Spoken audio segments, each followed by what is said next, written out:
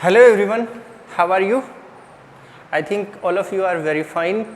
और बहुत इन्जॉय किया आप लोगों ने छुट्टियों में और पढ़ाई भी खूब की है, मुझे पता है। तो आज की जो क्लास है उसमें हम लोग बात करेंगे इलेक्ट्रिकल सर्किट की। आपका करंट इलेक्ट्रिसिटी वाला चैप्टर चल रहा है। उसमें हमने ओम्स लॉ और उससे रिलेटेड काफ़ी सारी टर्म्स के बारे में अभी प्रीवियस लेक्चर्स में नॉलेज ली है। आज एक नया टॉपिक है और इस टॉपिक में हम KVL और KCL, मतलब इस टॉपिक को कंप्लीट करने के बाद में हम KVL और KCL, किरचॉफ करंट लॉ और किरचॉफ वोल्टेज लॉ की स्टडी करेंगे।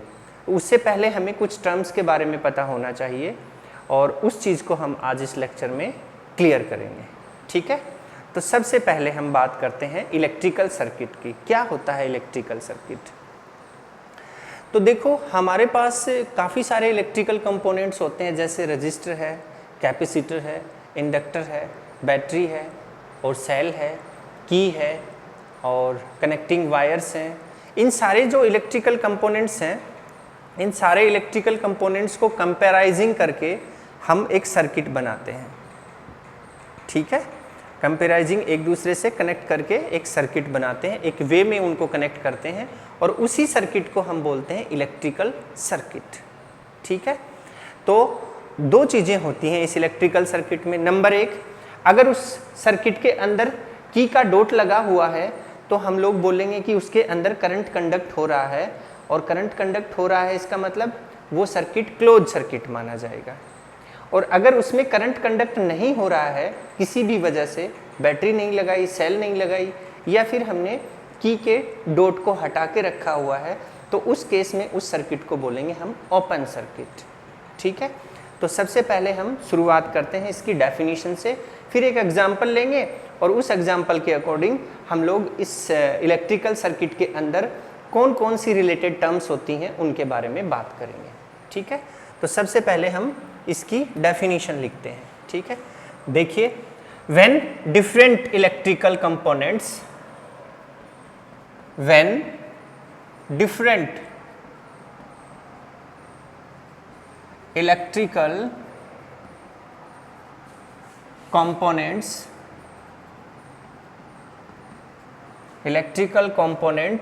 such as resistor, कैपेसिटर, ठीक है, और कौन सा है, इंडक्टर, और भी बहुत सारे होते हैं, बैटरी लिख देते हैं, और सेल, बैटरी और सेल। ठीक है, आर कंपेराइजिंग in a definite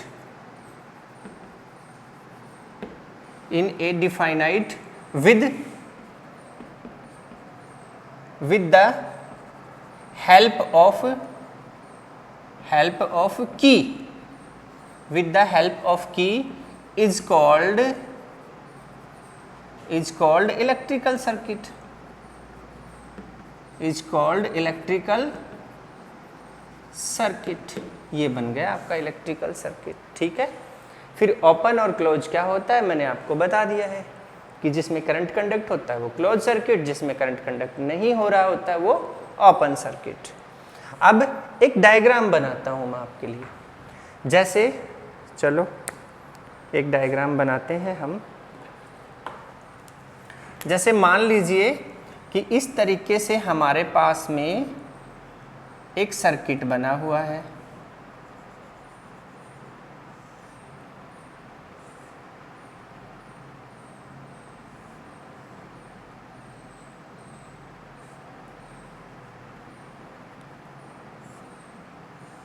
ये लीजिए ऐसे, और यहाँ से पॉजिटिव नेगेटिव, इस तरीके से हमारे पास एक सर्किट बना हुआ है। इस सर्किट के अंदर हमने नाम दे दिया रेजिस्टेंस। ये रेजिस्टेंस जुड़े हुए हैं और ये बैटरी जुड़ी हुई है, दो कनेक्टेड हैं। इसको माना R1, इसको माना R2, इसको माना R3। ठीक है, और ये हमने प्लस माइनस, प्लस और माइनस, इस तरीके से इसको शो कर दिया है। ठीक है, ये सर्किट हम बनाने जा रहे हैं। ठीक, अब देखना है ध्यान से। ठीक, अब हमने क्या किया, यहाँ पे नाम लिखना शुरू किया। ये एक नोड है, A B C D E और एफ, ऐसे इसको नाम दे दिए। ठीक, और यहाँ से फ्लो होने वाला करंट I1 माना, और यहाँ से फ्लो होने वाला करंट I2 माना, और फिर सॉरी ये थोड़ा सा मिस्टेक हो गया, एक मिनट, इसको सेम सिंबल देना है हमें। ये लीजिए, इसको हटा देते हैं यहाँ से। तो हमने क्या किया, ये भी पॉजिटिव और ये नेगेटिव, तो हमने इसको ऐसे बना दिया, नेगेटिव पॉजिटिव। ये करंट है आपका I2, और फिर ये करंट इधर आया, ये इधर आया, और ये बन गया आपका I3 करंट। ठीक है, इस तरीके से हमने एक सर्किट बना दिया है।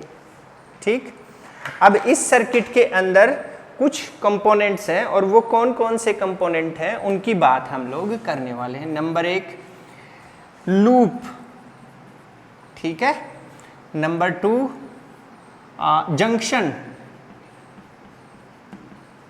और नोड भी बोल सकते हैं आप इसको, जंक्शन और नोड।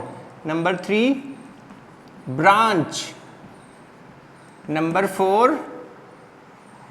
4 सेल, ठीक है। Number 5 battery. इस तरीके से हमने 5 अलग अलग टर्म्स ले ली हैं जो इस सर्किट से रिलेटेड है और इन्हें हमें समझना है। सबसे पहले हम बात करते हैं लूप की। किसकी बात करते हैं? लूप की। तो लूप क्या होता है देखिए जरा, इसमें कौन कौन से लूप बने हुए हैं इसमें, इस सर्किट के अंदर, उसकी हम बात करने वाले हैं। ठीक है, सबसे पहले तो मैं आपको बताता हूं इसके लूप कौन कौन से हैं। यहां से शुरुआत करते हैं, A B C D A, ये एक लूप है। कौन सा लूप है? A B C D A, ये एक लूप है जिसमें करंट ऐसे घूम रहा है। Is that clear? ओके। दूसरा लूप कौन सा है? दूसरा लूप है A B F E A, ये भी एक लूप है जिसमें करंट ऐसे घूम रहा है। ठीक है, और हम बना सकते हैं, यहां से शुरुआत करते हैं, जैसे यहां से C B F E A D C, ये पूरा भी एक लूप है। ठीक है, तो लूप किसको बोलेंगे? सोचिए जरा, जो मैंने बताया है उसके अकॉर्डिंग लूप किसको बोलेंगे? लूप बोलेंगे the close path along which A current conduct, A close path along which current conduct. जैसे ये क्लोज पाथ था, इसके अंदर I करंट गया, I1 गया, यहाँ पे I3 में कन्वर्ट हुआ, ऐसे घूम रहा है, ये क्लोज पाथ है। करंट कंडक्ट होने वाले को ही क्लोज सर्किट बोलते हैं, और करंट कंडक्ट नहीं होता है तो उसको ओपन सर्किट बोलते हैं। तो ये क्लोज पाथ है। एक ये भी क्लोज पाथ है, और ये पूरा भी एक क्लोज पाथ है। ठीक है, तो लूप कौन कौन से बने इसके अंदर आप लोग लिख सकते हैं, यहाँ पे लूप लिख सकते हैं क्लोज पाथ के अकॉर्डिंग। पहला है A B C D A, ये लूप बन गया। दूसरा है A B F E A, ये भी लूप बन गया। ये दोनों ही लूप हैं इसमें। ठीक है, ये बन गया।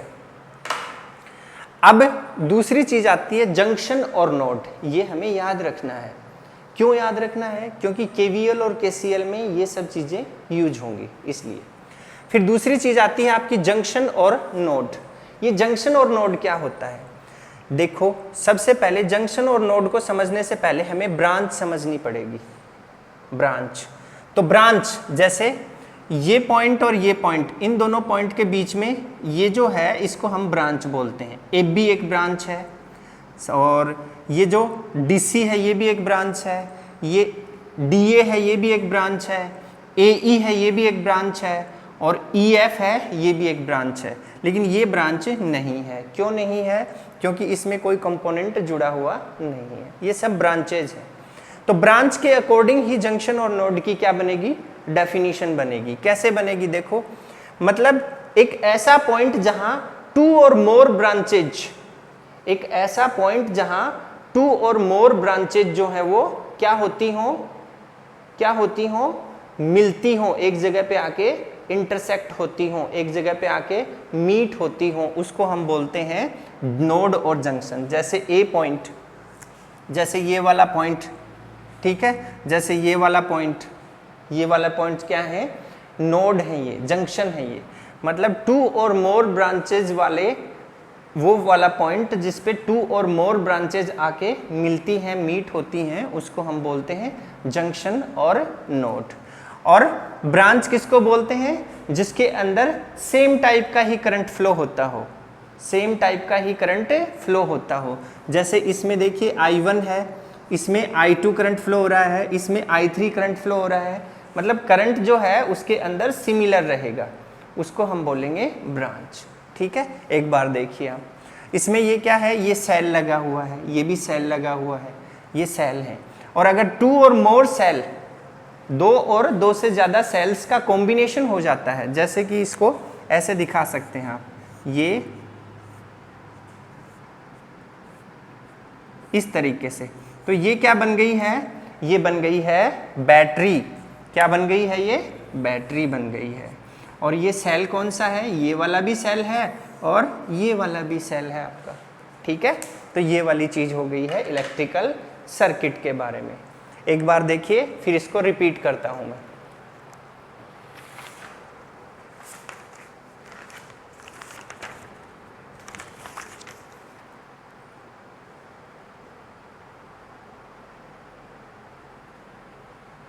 Okay, that means when two or more branches meet at a single point,